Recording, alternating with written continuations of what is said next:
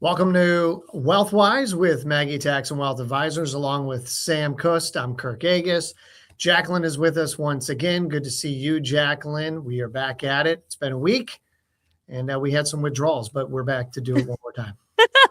Well, I'm so glad to have you guys back. It's so much fun doing this, and I love that you guys switch up, advisors in the office who do the podcast, or maybe I guess are stuck with me for a little bit, but Sam got the short straw. Oh yeah, today. Yeah, so. Exactly. somehow, Kirk, you keep getting the short straw. So that's all right. That's all right. No problem. I know every now and then, somebody else will make an appearance. Yes, we have fun with that. Well, I have been good. Running around, but figuring things out, and I actually decided to go to a trampoline park for the first time. Fun. So I feel like a kid, but sometimes you just need to do that. And you know how sore I was the day after? I believe it. It was not easy, but how are you doing, Kirk? I'm good. I did some golfing over the weekend with my son. And I'll tell you, when you talk about being sore, we golfed Sunday morning. It's hot down here. So as soon as we got into the second hole, we did 3 holes in a row. You're staring right into the sun and just the heat hits you, the sweat coming down your brow.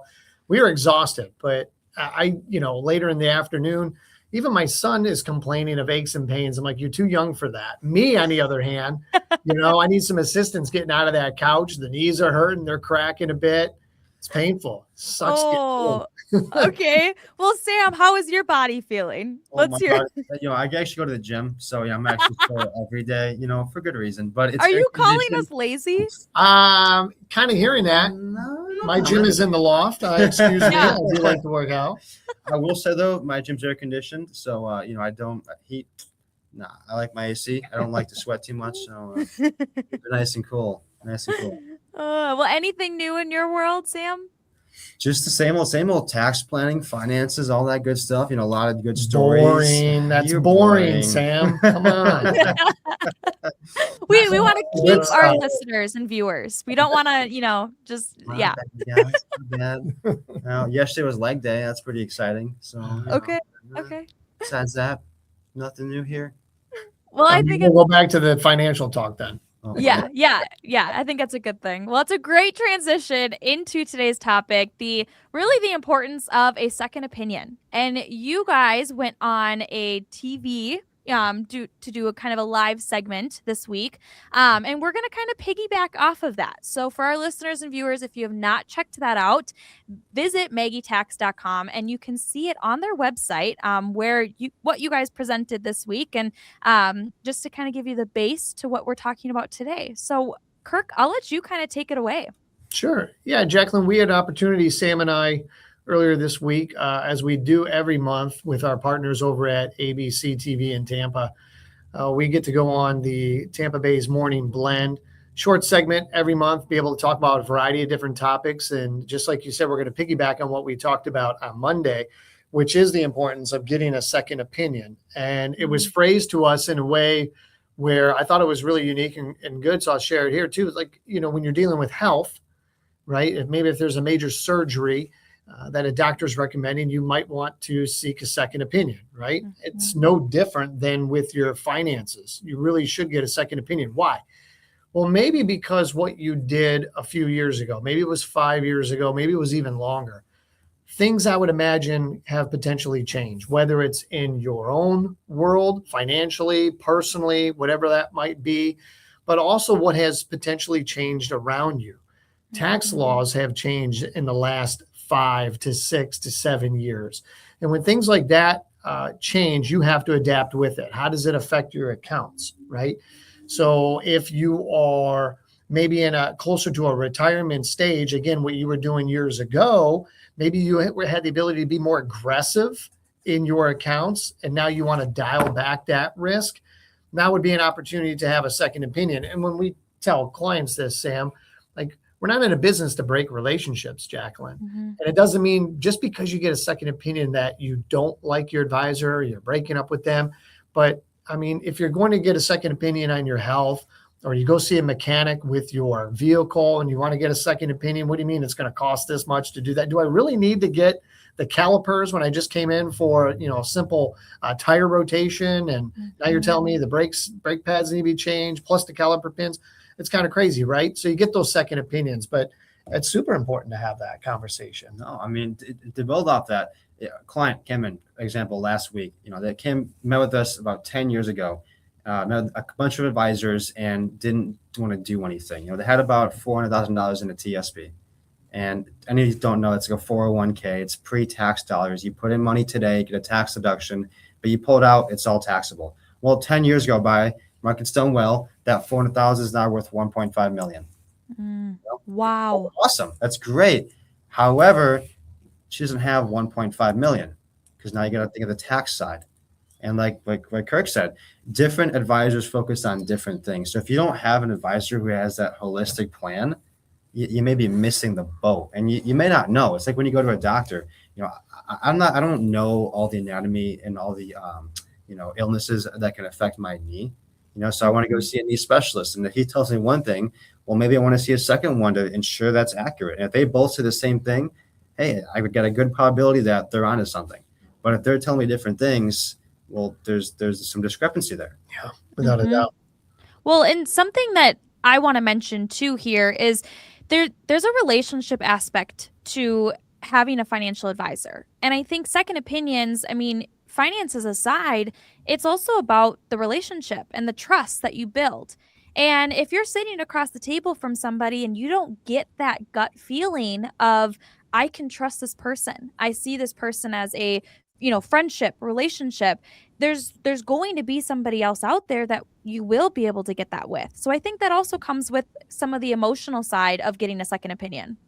Yeah. And a second opinion doesn't have to be just on the investment side of it. Like Sam touched on it, right? When you're talking about tax planning, income planning, how about the estate planning? I know we spoke about this a few weeks ago, Jacqueline, right? When I think Bobby was on here with me and we talked about having a will or trust powers of attorney. Had your advisor been talking to you about that? So many times clients come in and meet with us and they don't have a will, they don't have a trust or powers of attorney, and their advisor hasn't even made a recommendation for that. Well, what about beneficiaries on your accounts? Well, I think I have beneficiary designation on my bank accounts. Has your advisor even looked into that? Have they made the recommendation? So what can happen is you can uncover certain red flags, right?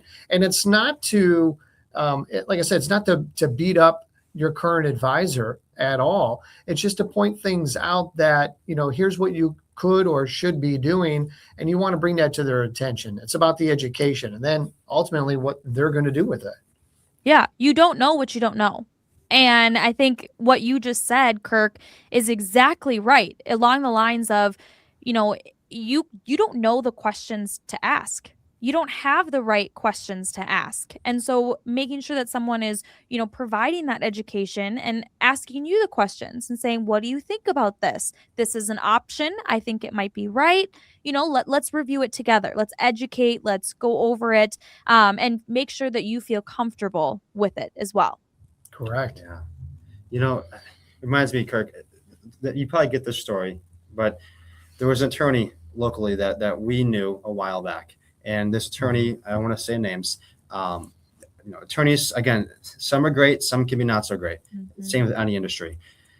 This attorney would implement trust, get trust for clients. Okay, great. Trust, avoid probate. We talked on this at length in another episode. But trust, avoid probate, but a key component of that trust is you gotta fund the trust. Well, what this attorney was doing is he would go out, sell trust to individuals, get them the trust, but then fail to complete the story. So the story is sitting there, it's not completed. And these individuals, when they pass away, all their assets aren't funded into the trust. So they're going through probate. So we'd get calls from kids saying, I talked to so-and-so's attorney. They took care of mom and dad's trust. And we're like, wait a minute. There's a trust in place, but the assets aren't in the trust. So all that stuff's going through probate. So again, just a bad individual, a bad apple. Not that all attorneys are bad, not advisors are bad, but you have bad apples out there. So you got to get a second opinion to make sure that you're in a good spot. That happens all too often, unfortunately. It really does. And we'll discover it. We can look up the deeds relatively quick and find it and discover, well, you say you have a trust, but look right here. the county records show that it's still in joint name. What are you talking about, right? And it's an easy fix, right? You can correct that. So yeah, getting in front and making changes. I mean, a lot of times too, a spouse may pass away, Jacqueline, right? And maybe during the time that the individuals were married, one spouse is just following the lead of the other and they're taking on that risk. But now that spouse passed away, the surviving spouse, they have a completely different risk tolerance. So now things may need to change based on that risk tolerance. Yeah, I do want to touch on this. We don't have to spend a lot of time, but social media. And there's a lot of things that come out on social media that people think this is great. This is what I want to implement. This is what I want to do. This is perfect. Why is it important to get a second opinion on that, on stuff that you might see on social? Yeah. Well, I mean, would you diagnose yourself with cancer? I wouldn't. It's a bit of an extreme example, but social media the algorithm is made to grab your attention. And things that grab your attention tend to be charged. Think of how we are charged politically as today. Think of social media. It tends to gravitate to what you like, and it knows that because there's more time you spend on something, it's going to show you more of that one thing. Doesn't mean that thing's accurate. So again, it's a self-feeding machine. So if what you're looking at is incorrect, individuals can all day post whatever they want. There's no fact verification. It's not like an accredited site. So there's no resource, there's no verification of that stuff. So if you're looking at bad information, that's going to keep populating in your feed, and it's going to, the more you see it, the more you trust it, the more you believe it. Because everyone's talking about it. Well, it's not always the case. Right. Well, in social media, I mean, they're trying to sell you. And I think that is such a common misconception about finances, right? It's my advisor's trying to sell me something. They're, selling me because they want to make money. And the reality is that's what social media is, right? People want the clicks. They want the views. They want whatever. And there's no trust factor in that. Right. What's the credentials of the person that's providing that information that you see online, right? Social media can be good. And then there's the bad side of it too, right? And do we use social media? Yeah, we use it, but also we have credentials that go along with the information that we're sharing. And we're not out there selling anything. Matter of fact, when we open up our workshop events, as we did just yesterday, one of the first things that come out of our mouths is, by no means is this a selling seminar. We're here simply to provide education. And then if we're doing a workshop in a library, what do people go to the library for, Jacqueline? They go to learn, right? So that's what we do. We provide education. At the end of the day, it's up to the client to decide what they want to do. We're not going to sell you a product. That's not what we do, right? We're just going to provide you with the education, give you some recommendations. We'll give you that second opinion. You can't get a second opinion from the first one that gave it to you, right? Yes. It's true. Yes. Well, and there's nothing to base any information off of with your first time, right? I mean, we're going to go back to my favorite quote, which is, you don't know what you don't know.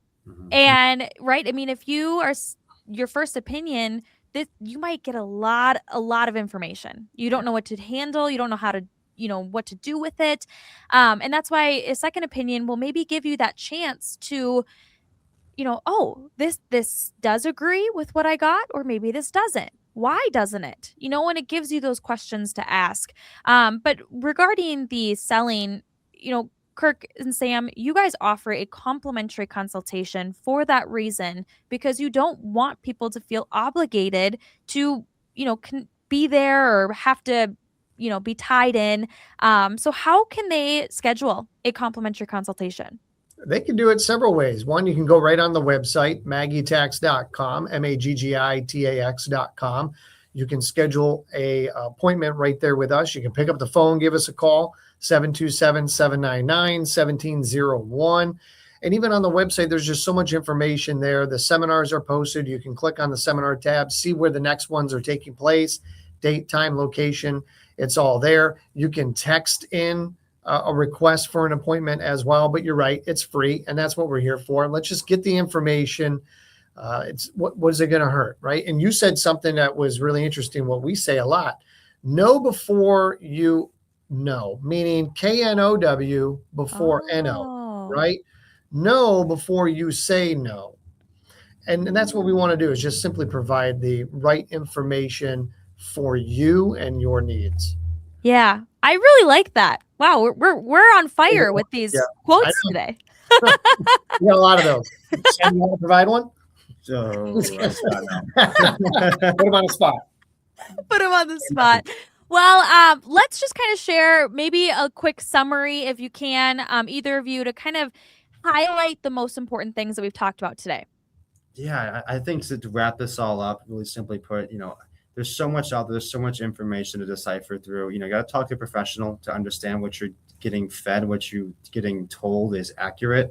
To look at your situation, make sure it's buttoned up. Because again, there's things we miss. Even no matter how good we are at certain things, we always miss stuff. We always can improve. There's always stuff to improve on. And if you're with the same person doing the same thing every day in, day out, nothing's going to change. So you don't know what you don't know, like Kirk said, simply put. So get a second set of eyes on it. See what you're missing, where the holes are, and fill those holes. Simple as that. Yeah. At the end of the day, it's your money, right? Regardless of who's advising on it, it's not his or hers. It's not the custodian that's holding the money. It's your money, right? And it's what you want to do with it. But just make sure you have the right information, just like Sam was saying. Yeah. And I really just think that the emotional aspect and the relationship aspect is so important here, for you and your spouse or your family, or, whoever you're making decisions for, because that trust factor of sitting across the table and knowing that they have your best interests at heart will really give you that peace of mind. So thank you both for what a fantastic episode. I love talking about this, and it Always just makes me fun. happy. But that does it for this episode of Wealthwise with Maggie, with our hosts, Sam and Kirk, today. Thanks, Jacqueline. Thanks, Jacqueline. Good to see you again.